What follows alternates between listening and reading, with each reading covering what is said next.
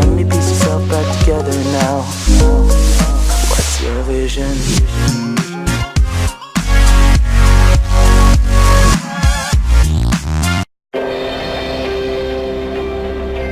The Scandinavian Star, a ferry cruise ship that carries thousands of passengers and vehicles safely across the seas for nearly 2 decades.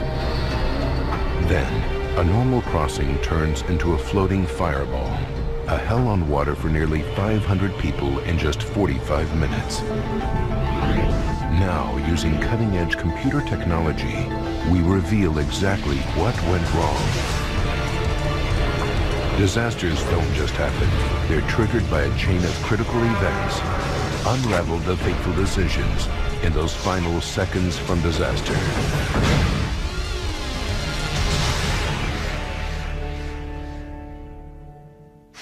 Norway, Oslo.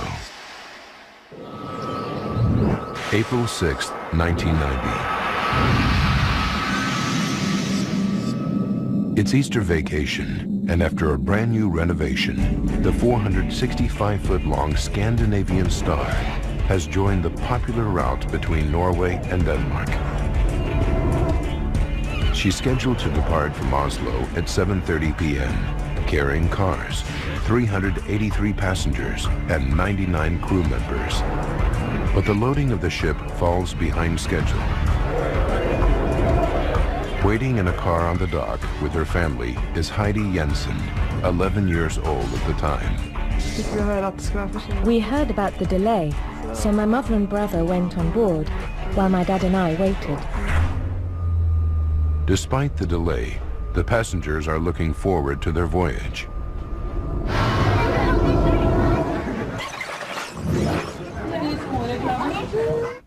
A restful week is in store for Jan Harsum, his pregnant wife Christine, and their 1.5-year-old son Halvor.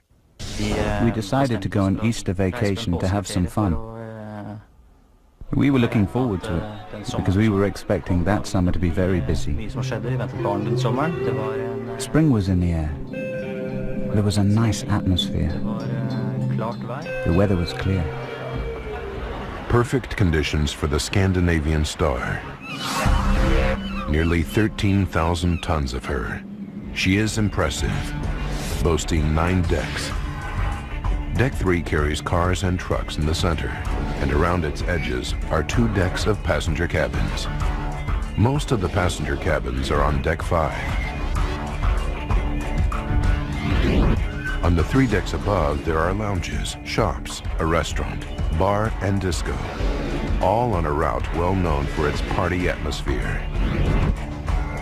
The bridge housing the ship's main controls is on Deck 8. At the helm this night is Captain Hugo Larsen. With 22 years' experience, the passengers should be in good hands.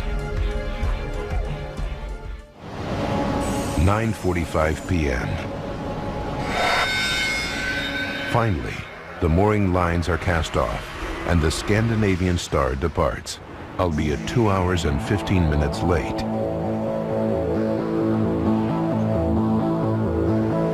All on board is not as it should be.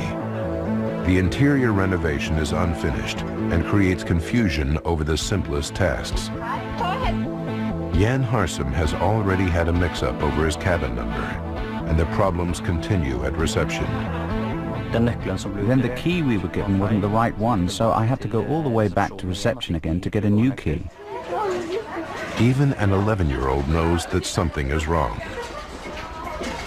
The crew didn't understand Norwegian or English or anything, and were running about looking very stressed. But soon the disorganization is little more than an inconvenience. They put the problems behind them and enjoy the restaurant, bar, and other facilities on board. I was looking forward to going to the tax-free shop and doing some shopping. It's the sort of thing girls that age enjoy. I didn't want to stay in the cabin. That was boring. At midnight, younger passengers like Heidi are in bed, but Jan Harsum is restless. so he leaves his sleeping wife and young son to check out the activity at the Star's slot machines. Our son Halvor was only little and needed to sleep, so I walked around the ship a bit, just observing people and situations, and it seemed as if people were settling in. The Scandinavian Star is now at her cruising speed of 21 knots. The sea is calm, the night clear. The gentle motion of the ship should promise passengers a good night's sleep. But their dreams will soon morph into nightmares. 2 a.m. The Scandinavian Star has been at sea for just over 4 hours. The late-night crowd is still partying in the ship's bar and disco on Deck 8, but their fun is about to end. 5 decks below, a small fire has started in the hallway. The fire takes hold and gains strength, creeping up the walls and along the ceilings, while the sleeping and partying passengers remain oblivious. Not even 10 minutes after it starts, the fire reaches a stairwell and climbs through the ship's interior, igniting Deck 4. The passengers still have no idea that beneath them, a fire is tearing its way through the ship. Captain Larsen, up on the Star's bridge, is also unaware of the fire. The smoke and flames are growing into a monstrous inferno, yet no one has seen the fire and set off the alarm. A group of young athletes is en route to a training camp, enjoying a trip of freedom and independence. One of them is Vidar Skillingsæs. He was 14 years old. For a 14-year-old traveling without parents to Denmark, along with the rest of the gang, it was very exciting. And clearly, not having to go to bed when our parents would have told us to was great. So we could explore the ship's facilities, like the disco and slot machines. 2:11 a.m. Suddenly, Vidar and his friends notice smoke pouring from a stairwell on Deck 5. We saw smoke rising from the floor below, so we went straight down to reception. Receptionist Solveig Eckerhart receives the shocking news. 3 boys came running towards me and they were screaming, "There's a fire!" At first they didn't take us seriously, but then they saw the smoke following us. I saw the smoke billowing after them. It was so thick I could barely make them out. And I stood there thinking, we can't deal with this. We're going straight to hell. So I call the bridge, call Captain Larsen, and tell him there's a fire raging on the stern deck. At 2:15 a.m., 15 minutes after the fire ignites, Captain Larsen finally learns that his ship is in trouble. Warning alarms start to go off as other people see smoke and hit the emergency switches, but they only sound on the bridge. With no idea of the scale of the fire, every decision the captain makes will have a direct impact on the hundreds of people on board the Star. And some will not live to recount the horror that is to come. A raging fire is rapidly spreading through the ferry cruise ship Scandinavian Star. Of the 8 decks, both 3 and 4 are ablaze, and the lives of nearly 500 people are in grave danger. –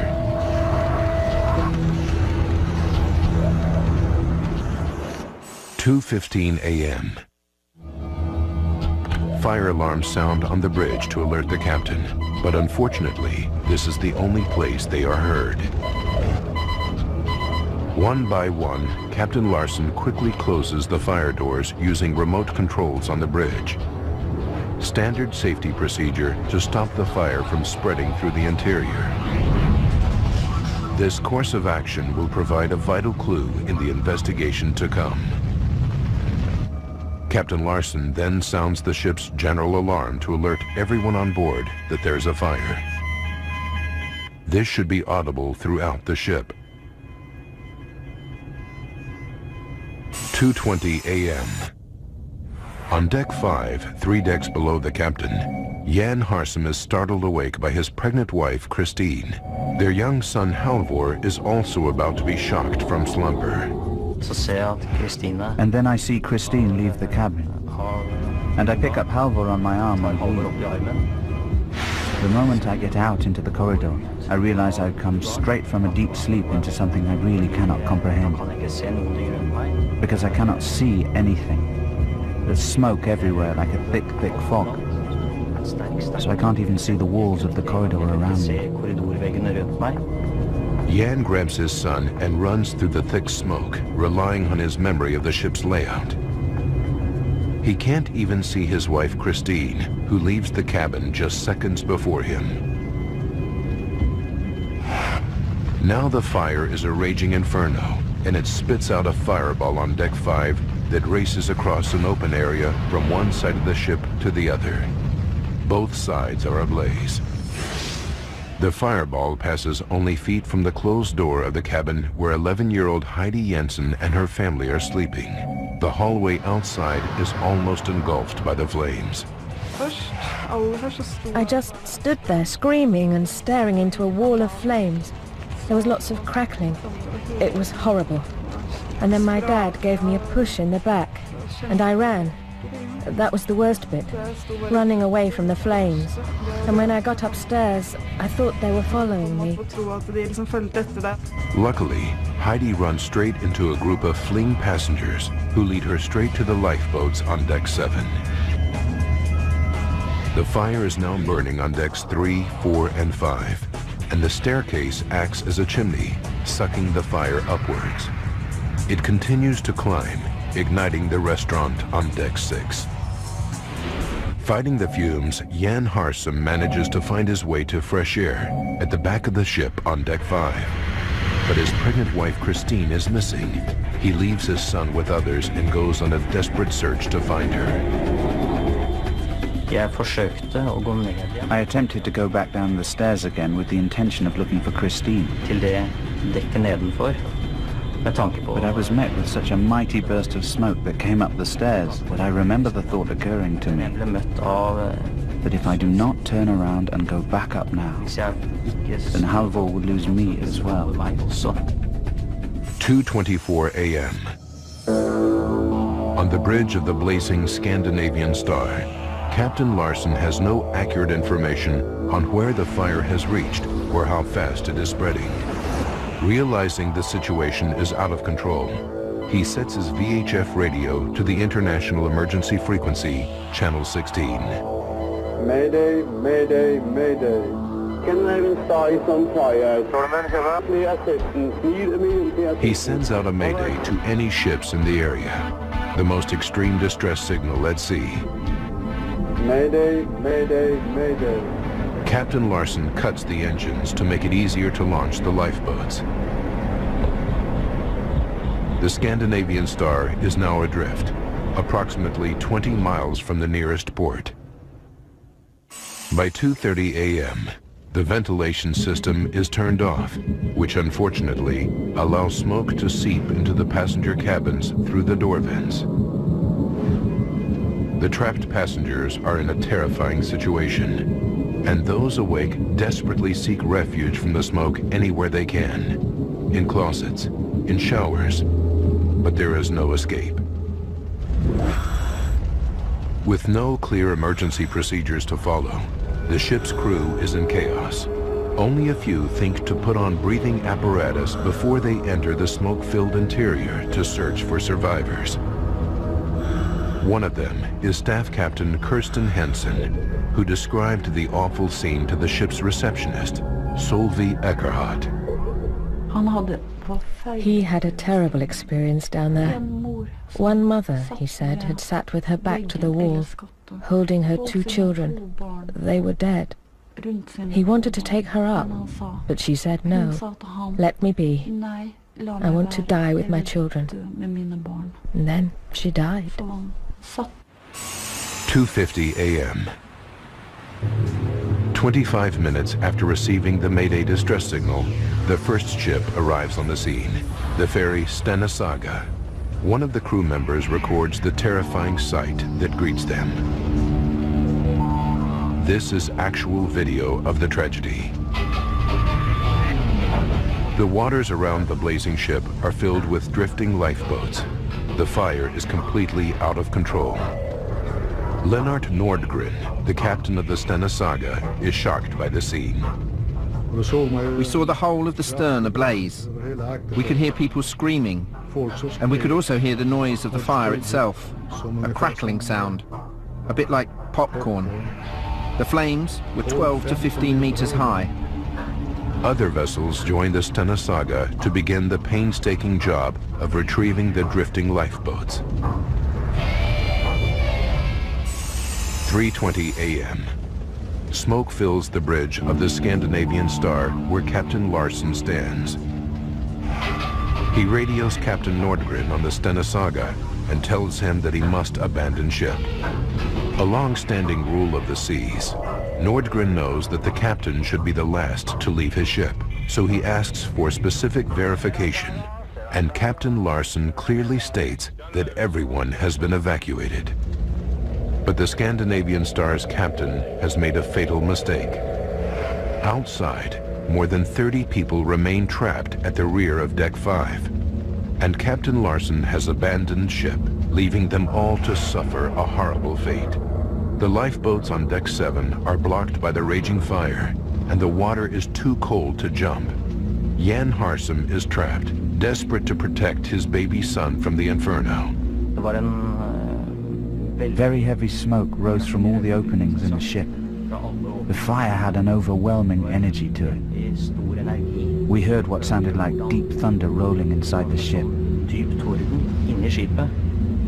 Rescue boats see them and send lifeboats to the rear of the blazing ship. Jan escapes by climbing down the ropes with his son strapped to him, and rescuers are finally under the impression that all the passengers are saved. 5:30 a.m.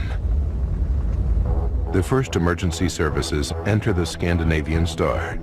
9 firefighters from Gothenburg, Sweden are lowered onto the deck. Fire Chief Ingvar Brynfors is stunned by what he sees. When we made contact with the ship, the sight made our hair stand on end. It was an incredible sight. The sky was blazing red against the black horizon to the west. 7 a.m. Firefighters have been on board the Star for an hour and a half, searching for survivors. When they reach the rear section of Deck 5, they are horrified to discover dead bodies everywhere. It was like the gates of hell. People were lying all over the place in the corridors. We broke down the doors so we could get into other places, and there were people lying on their beds, in the lavatories, in the showers. We counted 71 victims in there. The final count at the rear of Deck 5 is 76. Nearly half the people who die succumb in this one small area. What made it so dangerous? Survivors are taken by rescue boats to Sweden, Norway, and Denmark. People become separated in the confusion, and many don't even know if their loved ones are safe in a different port or left behind on the burning ship. This news footage shows Heidi Jensen and her family as they arrive in Sandefjord, Norway. For her father, an ex-sailor, seen here carrying her younger brother, it's too much to handle. I saw Dad's reaction. He started crying. I think he began to take in what had happened. It had not sunk in before that. But when I saw him reacting in that way, I started thinking it was something big we had experienced, something awful. Firefighters on the Scandinavian Star continue to scour the smoking ferry while it's towed to Lysekil in Sweden. As they widen their search, the death toll continues to rise. Jan Harsum and his son Halvor reach land, but there is still no news of his pregnant wife, Christine. It's almost too much for the human mind to cope with. Had she come out someplace else? Had she been picked up by another craft? After a week of agony, the police deliver the awful news. So Christine's casket and our little son, she was, as I've mentioned, pregnant, were then brought to the churchyard in Asker where we lived and placed there. Christine Harsum leaves the same cabin at the same time as Jan, yet he lives and she dies. In all, 158 victims lose their lives in just 45 minutes on board the Scandinavian Star. Now, we rewind the events of that day and go deep into the investigation to reveal what really happened. How did the fire start?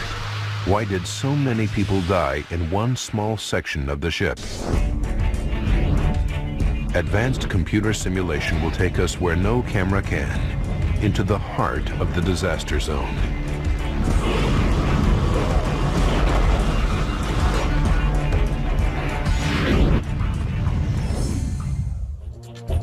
A team of Scandinavian experts assembles to investigate the disaster. Using their data, we can piece together the deadly chain of events to find out what caused this terrible tragedy. This is actual footage of the aftermath. What sparked this devastating fire? To find out, investigators have to track down where it began, the point of origin. Leading the fire investigation team is the head of the Norwegian Fire Research Institute, Kjell Schmidt-Petersen. What we were supposed to do is to describe the development of the fire, what started the fire, at what time it started, where it started. It's not necessarily easy to find the origin, so you have to go backwards. The whole thing is a puzzle. Investigators track the path of the fire damage through the interior of the wrecked ship. It's like playing the fire in reverse, leading them back towards the ignition site, the point of origin.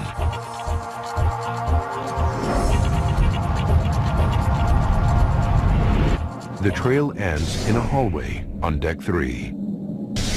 The answer to what starts the devastating blaze must lie in the wreckage of this hallway, seen here in their original video.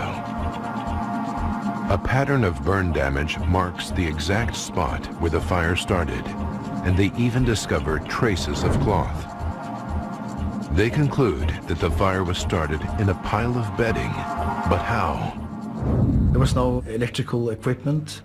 There was no heating from the chimney case, and there was no hydraulic oil system in that corridor. We found no equipment or anything that could have naturally started the fire. It could have been set accidentally by a passenger or crew member, but the passenger cabins on deck 3 were not in use. The deck should have been empty. Investigators are mystified. The truth will only become clear when they unravel all the secrets of the Scandinavian Star's fatal blaze. 2 a.m. Using forensic science, Schmidt-Petersen's team calculates that this is when the fire starts, and there are only 45 minutes to disaster. Investigators focus on the escalation of the blaze to determine how the fire, sparked in a simple pile of bedding, turns into a massive inferno and sweeps through the 465-foot-long Scandinavian Star. What starts the fire remains unclear. Investigators do establish that it began at 2 a.m. when a pile of bedding ignites on deck 3. But they are puzzled as to how the fire grows into a massive blaze. To fully investigate the fire and unravel its secrets, they have to recreate the fatal blaze, but this time in the laboratory. They replicate the conditions on board the Scandinavian Star to a T, with the exact hallway, the same development of the fire, and the same materials used. All has to be accurate for the experiment to be sound. Investigators discover that the bedding fire alone would have burned out, and the ship's steel walls and fireproof asbestos coating should have prevented the fire from spreading. Among the charred interior, they find that the asbestos boards have not burned. If it isn't the lining boards themselves, what is the fuel source that sends the fire racing through the ship?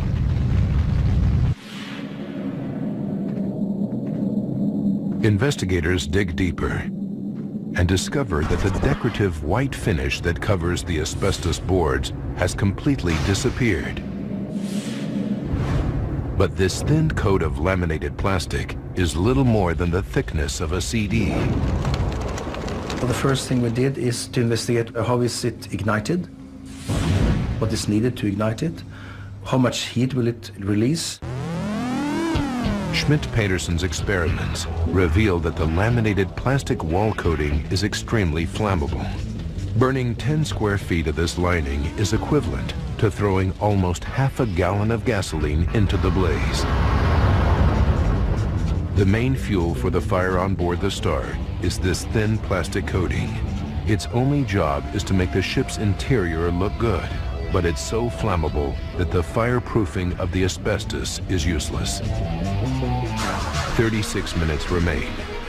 Based on their experiments, Schmidt-Petersen's group calculates that the laminated plastic wall coating is now burning out of control. They know that it fuels the fire, but how does it spread beyond the hallway on Deck 3? The ship's fireproof bulkheads and fire doors should contain the blaze, but they don't. We have 2 bulkheads on the ship, one here and one here, and they're supposed to divide the ship into 3 different compartments, giving the result that a fire within one compartment should not spread to the other compartment. Fire doors allow passengers through the bulkheads and subdivide each compartment to contain a fire. But all this is useless if the fire doors are not shut. On the bridge, Captain Larson closes fire doors via remote control in areas where fire alarms are activated. But on the Scandinavian Star, the passenger area fire alarms are not automatic. They can only be activated manually, which means that doors only shut in areas where people see the blaze and press the alarm button.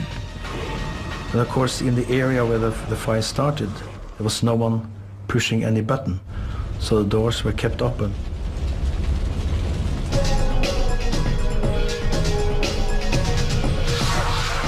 With little more than half an hour remaining, the critical moment finally arrives. The blaze passes through the open fire door into the rest of the ship.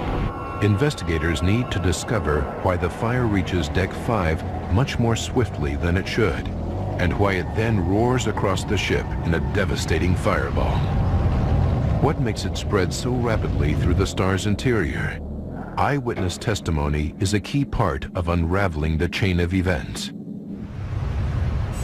25 minutes remain. Kristen Blindheim stumbles out of his Deck 4 cabin and heads for the nearest staircase. We were only a couple of meters from the stairwell, and there was black smoke rolling down the stairs. But smoke should rise, not fall. How does Kristen Blindheim see smoke traveling down the stairwell? That is a bit puzzling, that the fire is going like that. So we were a bit, not surprised, but we thought that was weird. Investigators follow the trail of smoke and fire damage downhill, which leads them to this door on Deck 3. This is where the passenger area joins the car deck. This photograph from the investigation shows a pattern of fire damage, indicating that the door was partly open during the blaze.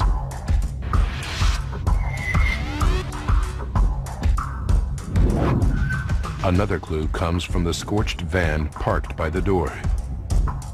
The damage is caused by hot gases coming through the door and burning the vehicle. The car deck is ventilated by powerful fans that suck dangerous exhaust fumes out of the ship. But with the fire door to the car deck open during the blaze, the fans literally suck the fire through the ship. The fire starts in a hallway on Deck 3. Within 20 minutes, the airflow sucks it up the staircase to Deck 5. There it transforms into a fireball that roars across the open space on Deck 5 to the stairwell on the other side of the ship. The smoke and flame is then sucked down the stairwell through the open fire door and into the car deck.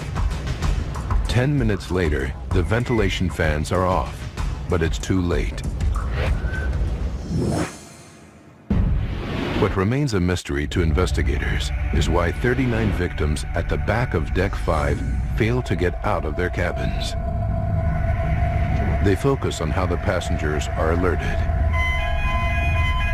The main warning comes when the ship's alarm sounds. This should have alerted the passengers. The team investigates the layout of the cabins and the position of the alarm sirens. They discover that for 59% of the occupied cabins in the rear of Deck 5, the sound level of the alarm is less than 57 decibels, much quieter than inside a luxury car traveling on a highway. More than likely, the sleeping passengers never heard the alarm. It was just too quiet. Expert fire training officer Chris Harris knows why. It starts off very loud, and it starts travelling down the alleyway. And it has to turn left or right through another alleyway. And it carries on and on and on. But of course, it's passing the cabin doors where the passengers are. So it's restricted again. Plus, of course, the ship being a living ship, we have inbred sounds all the time. The ventilation, the engine noise. With the alarm masked by the distance, the ventilation noise, and the engines, the passengers in those cabins probably never even woke up. But 37 of the victims at the rear of Deck 5 are found in the hallways outside their cabins. They must have either heard the commotion or the alarm. So why did they fail to escape? The mystery surrounding those who survived and those who perished is about to be solved. On the ferry cruise ship Scandinavian Star turns deadly when a massive fire on board claims the lives of 158 people. With 30 minutes left, the alarm sounds and people in the rear of Deck 5 frantically try to escape. 37 bodies are found in the hallways. Jan Harsum's wife Christine is one of them, and yet Jan, escaping from the same cabin at the same time, survives. What did they do differently to determine this tragic twist of fate? Investigators study the layout of the ship for clues about the mysterious rear of Deck 5. Fire safety engineer Professor Ed Galea knows that what they find is horrifying. Scandinavian Star had a particular problem on Deck 5 towards the aft section. You would find, you walked along this corridor, it's a dead end, and the exit is just back from the end of the corridor. On the other side of the vessel, you had a similar dead end, and then to get out, you need to come back. Life or death is determined by spontaneous decisions as people struggle to escape from the confusing maze of the Blazing Star's interior. Jan Harsum and his young son Halvor turn right when they reach these hallways, but his pregnant wife Christine makes a fatal mistake and turns left, where ultimately she can't find an exit in the maze. He turns right, she turns left, a tiny decision that saves his and Halvor's life, yet takes Christine's. Investigators now understand what the victims faced trying to escape from the Scandinavian Star. But one question remains: what actually kills them? Despite the fire's ferocity, the bodies found at the rear of Deck 5 are not burned. So if it isn't the flames, what is it that claims the lives of so many victims? The investigators' attention is drawn to the thick smoke generated by the burning wall linings that fill the interior. Their experiments reveal that the smoke on the Scandinavian Star is incredibly toxic. Not only does it contain carbon monoxide, but something equally deadly, hydrogen cyanide. Hydrogen cyanide is a rapid killer, and if you know some history, you know that that was the same gas Hitler used against the Jews in the concentration camps. So it's a real killer. When hydrogen cyanide and carbon monoxide are inhaled together, the combination is devastating. Of the 158 victims, all but 10 perish by breathing the deadly smoke.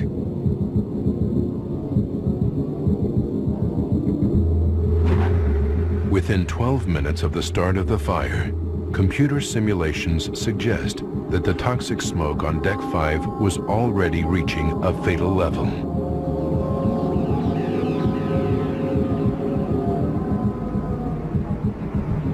We reckoned that when the captain got a message of the fire, saw this light comes up on this board, the situation was critical already for the people on board.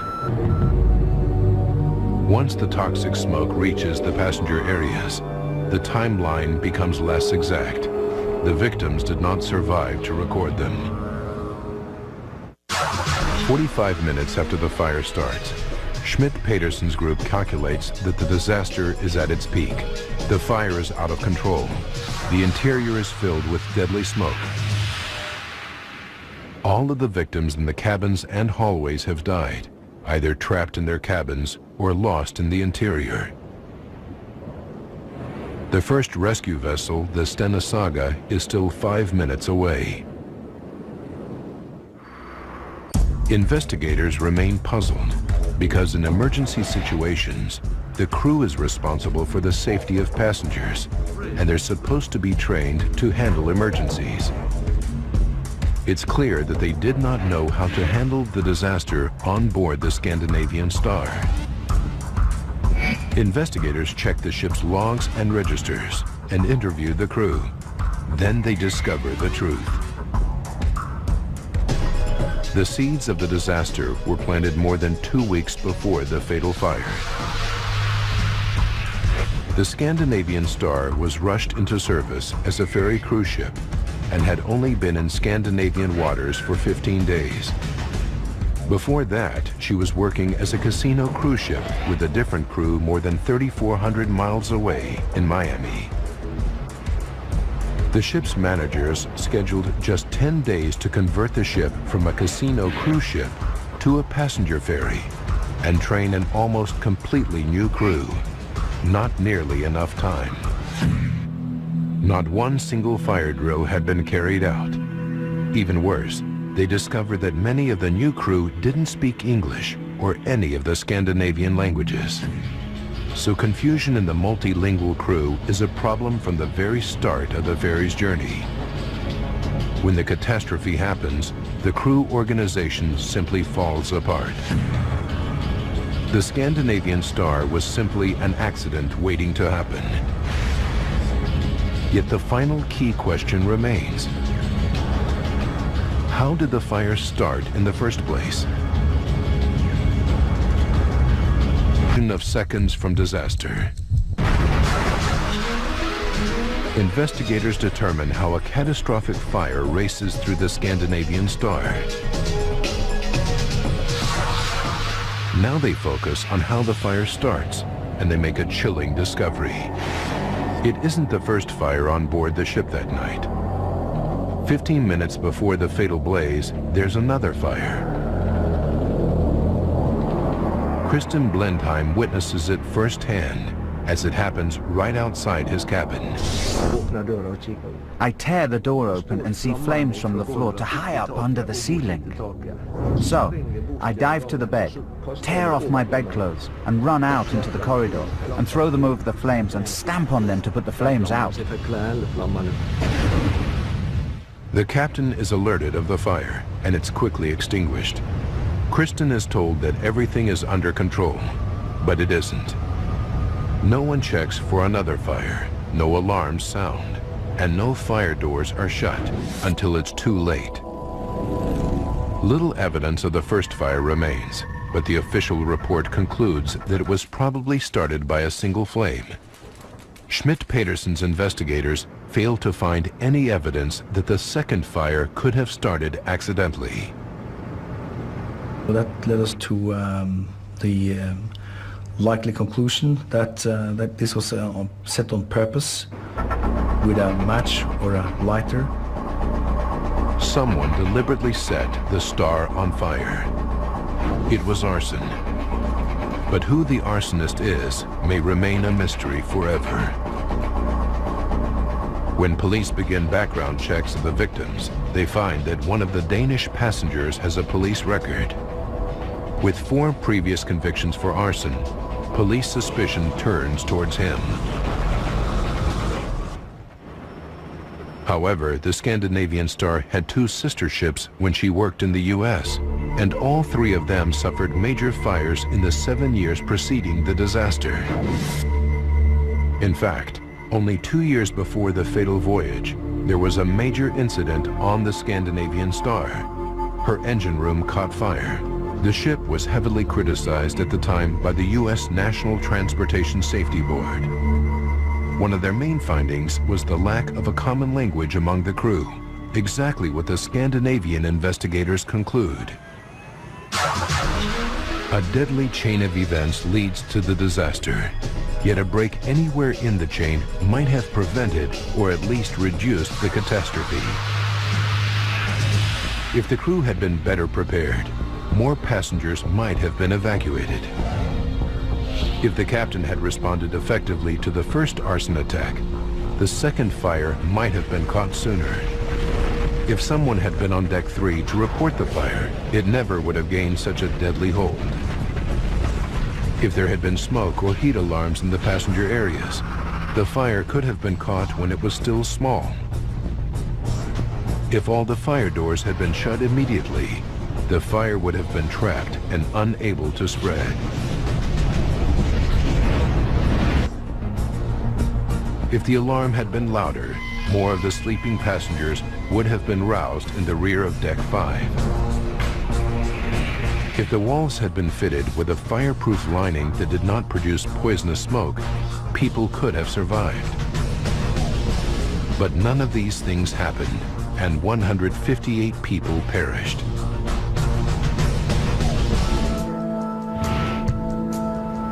In a part of the world that prides itself on attention to safety, this fire shakes Scandinavians to the core.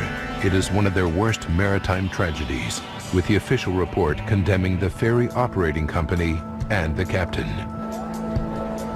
Captain Larsen, the ferry company's owner and shore manager, are all put in jail for 6 months for their negligence. For the survivors, the devastating effects of the tragedy remain. 11-year-old Heidi Jensen's dreams are haunted for years. I kept imagining that there was fire around me, around my feet. I thought there were flames everywhere. When I was in one room, I'd imagine next door was full of flames. Jan Harsum raised his son Halvor alone and didn't remarry for 12 years. He has since become an expert in safety at sea, devoting much of his time to improving safety standards on ships operating around the world.